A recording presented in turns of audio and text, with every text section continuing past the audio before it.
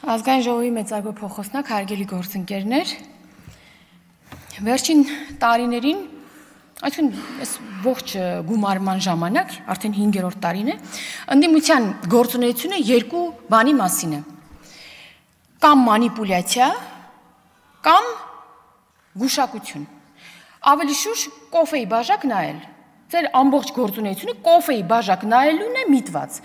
Դրա լավագույն օրինակը վերջին շաբաթվա ընթացքում ձեր լրատվամիջոցներով այդ կոֆեի բաժակ նայելով ասելն է, այս բանը Փարաքյալի սպանությունը քաղաքական ենթատեքստ ունի։ Հիմա հասկացել են, հերքվել է այդ իրանց բանը,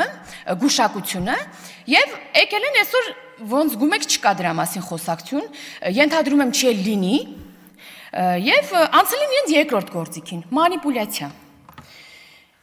Բերել են նախագիծ են ներկայացրել ու հիմքը ինչն է։ Ասում են վարչապետը հերքել է ցեղասպանությունը, հիմքը է այս նախագծի, մի ամբողջ ազգային ժողով, ռեսուրսներ, բան, իրանք աշխատավարձ են ստանում, իմաստը որն է։ Սուտը, ասում են վարչապետն ասել է, պետք է հասկանանք ցեղասպանություն եղել է, թե չէ, կասկածի տակ է դնում։ Հիմա սիրելի հայրենակցներ, ուղիղ կարդում եմ վարչապետը ինչ է ասել։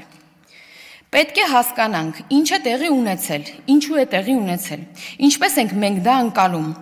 Ոնց է եղել, որ 39 թվին հայոց ցեղասպանության օրակարգ չի եղել, եւ ոնց է, որ 1950 թվին հայոց ցեղասպանության օրակարգը հայտնվել է։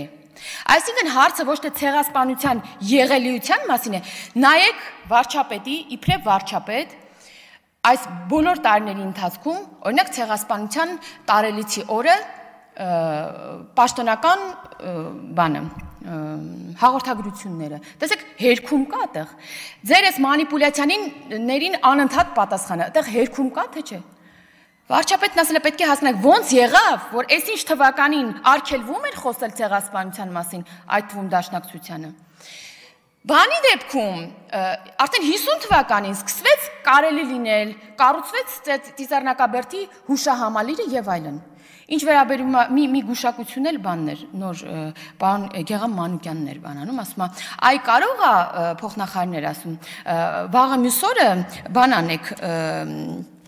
երից թուրքերի գրքերը համարեք, հա, ազատություն, չգիտեմ ինչ անեք, ասենք երից թուրքերի հետ դուք եք պաշտոնապես արձանագրություն ստորագրել, համագործակցել, այ դա այո, պետք է հրապարակել, անընդհատ դրա մասին խոսել, այ դա ազատություն է, պետք է բոլորը դրա մասին հիշեն եւ խոսեն։ Երից թուրքերի հետ պաշտոնապես համագործակցած միակ ուժը։ Շնորհակալություն։ Ով մի քանի ձեր համագործակցությանից մի քանի տարի հետո ընդամենը 1908-ին եք չէ ստորագրել։ 15 թվականին ցեղասպանեց մի ամբողջ ժողովրդին, որը ոչ մեկ չի հերքում, բացի ձեզնից։ Չմոռանաք հավանել տեսանյութը եւ բաժանորդագրվել Civic AM-ի YouTube-յան էջին։